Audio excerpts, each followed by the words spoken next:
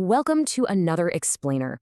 Today, we're diving into something that affects literally everyone who's ever had a job: the wild world of business ethics. We all like to think we're inherently good, right? That we know right from wrong. But man, when you throw money, promotions, and intense corporate pressure into the mix, those lines can get incredibly blurry, incredibly fast. So, we're going to break down exactly how our individual moral philosophies shape those really high-stakes decisions in the workplace. Okay, let's jump right in and test this out. Imagine you're a sales rep named Naya. You're staring down the barrel of a massive sale of construction bolts for a brand new bridge. And closing this deal means a cool $25,000 commission straight into your pocket. But there's a huge catch. Would you risk an entire bridge collapsing just to get that payout? Keep your honest answer in the back of your mind as we use this scenario to explore some heavy ethical frameworks. So here's our game plan for today. We'll start by defining this business ethics dilemma. Then we'll pit teleology against deontology. After that, we'll look at relativism, virtue, and justice, track how our moral reasoning develops over time, and finally take a look inside the reality of white-collar crime. All right, part one, the business ethics dilemma. Let's look at a real business ethics case.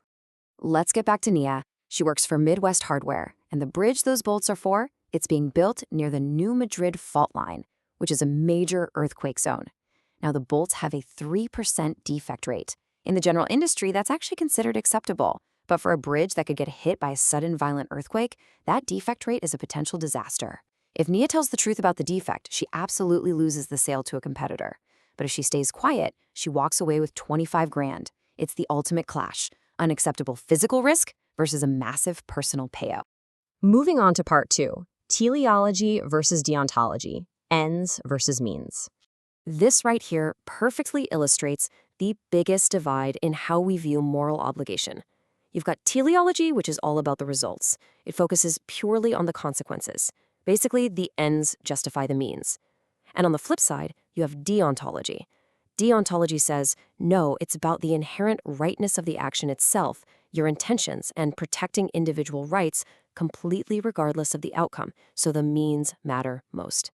Let's unpack that teleological side a bit, starting with egoism. An egoist defines what's acceptable purely by how it impacts, well, themselves. For an egoist, the right call is simply whatever maximizes their own personal wealth, power, pleasure, or career advancement. That's the only metric that matters. So if we run Naya through the egoist's litmus test, she rationalizes all the danger away. She tells herself, you know what, an earthquake probably won't even happen, or, hey, they couldn't prove it was my bolts anyway. At the end of the day, she prioritizes her own financial gain, keeps her mouth shut about the defect, and pockets that $25,000. Now, another major philosophy under teleology is utilitarianism. This one's a bit different. Instead of focusing just on yourself, utilitarianism is all about finding the greatest good for the greatest number of people. It's essentially a giant cost-benefit analysis. You have to calculate the total utility, or the overall benefit, of every possible outcome for everyone involved before making your choice. And here is where it gets really fascinating. A utilitarian could actually justify risking that bridge collapse. Think about it. Nia might run the numbers and see that building the bridge brings in immediate jobs, unites the local communities, and gives a huge boost to the economy. She weighs all those guaranteed benefits against the super low probability of an earthquake and a tiny 3% defect rate. For a utilitarian, if that economic utility outweighs the statistical risk, she keeps quiet. Wild, right? Let's completely switch gears to the deontological litmus test. A deontological Naya isn't looking at the math. She's operating on strict principles, kind of like Immanuel Kant's categorical imperative, the idea that you should only do something if you'd want everyone else in the world to do it too. She believes she has an absolute duty to protect human life, period. Selling defective bolts in an earthquake zone violates the basic right to safety. So she warns the contractor, fully accepting that she will lose the sale and the commission because it's just the right thing to do. Okay, let's head into part three. Relativism, virtue, and justice, consensus, and character. First in this group is relativism. Relativists don't really care about absolute rigid rules or that strict utilitarian math we just talked about. They evaluate what's ethical subjectively, based on what the group thinks. If Naya is a relativist, she's going to look around. She checks the industry standards, asks her coworkers, looks at the company policy. If the consensus in her industry is to disclose the defect, she tells the truth. But if everyone else usually stays quiet, she stays quiet too. Then we have virtue ethics. If Nia is operating under this framework, she completely ignores the consequences, the company rules, and what her peers are doing. It's all about character. Virtue ethics relies on deep-rooted traits like honesty, empathy, and trust. Simply put, deception violates the virtue of truthfulness. So a virtuous Nia just tells the contractor about the defect because that is what a good, honest person does. Another massive piece of the puzzle here is justice, which is all about perceived fairness, and it actually breaks down into three distinct areas. First, distributive justice. This is about outcomes. Are the rewards and benefits handed out fairly? Second, procedural justice. This looks at the actual decision-making process. Is it open and can people participate? And third, interactional justice. This is all about relationships. Are people treated with respect, truthfulness, and basic courtesy? How a company balances these three types of justice absolutely dictates its corporate culture and whether employees actually feel fairly treated.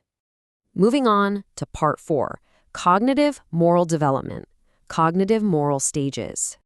Psychologist Lawrence Kohlberg had this incredible theory that we all move through 6 stages of cognitive moral development. You kick off at stage 1, basic punishment and obedience. You literally just do what you're told so you don't get in trouble. Stage 2 is exchange. Basically, I'll scratch your back if you scratch mine. Stage 3 hits interpersonal expectations, where you start considering fairness to others. Stage 4 is all about social system maintenance, doing your duty to society as a whole. Stage 5 steps up to prior rights and utility, recognizing broader social contracts. And finally, stage 6 is the peak, universal ethical principles. This is where justice and equality completely override any local laws or company policies. The reality, though, most employees are actually hovering somewhere right in the middle, incredibly influenced by their immediate peers and the culture of their workplace. And that brings us to our final section, part 5, inside white-collar crime, inside corporate crime. Now, white-collar crimes might be nonviolent, but do not let that fool you. The impact is absolutely devastating. Just think about this number, 40 years. That is the actual prison sentence handed down to Keith Franklin Simmons. He orchestrated a massive $40 million Ponzi scheme. He intentionally targeted and recruited vulnerable elderly investors for a fake foreign currency hedge fund, and no money was ever actually invested. It just shows that even when the weapon of choice is a spreadsheet instead of a gun, the financial and emotional destruction inflicted on victims is absolutely real. To really put this into perspective, we just have to look at the data from the Federal Trade Commission. The sheer volume of modern fraud is staggering. We're talking nearly 1.4 million reports of identity theft and almost 500,000 imposter scams right at the top of the list. What this tells us is that as technology evolves, the avenues for corporate deviance evolve right along with it. White-collar crime is constantly shape-shifting, and that means businesses have to be incredibly proactively vigilant so this kind of behavior doesn't just quietly become the norm. So, we've walked through everything from egoism to virtue ethics, tracked how moral development works, and looked at the harsh realities of white-collar crime. But it all comes back to the individuals sitting at the desk. I want to leave you with a question to really chew on. If you found yourself in a situation where your corporate culture actively demanded you to do something unethical for profit, could your personal moral philosophy actually withstand that pressure, or would you fold? Take a hard look at your own workplace this week and ask yourself what's really driving the decisions around you. Thanks so much for joining me for this explainer, and remember to keep questioning the why behind the business.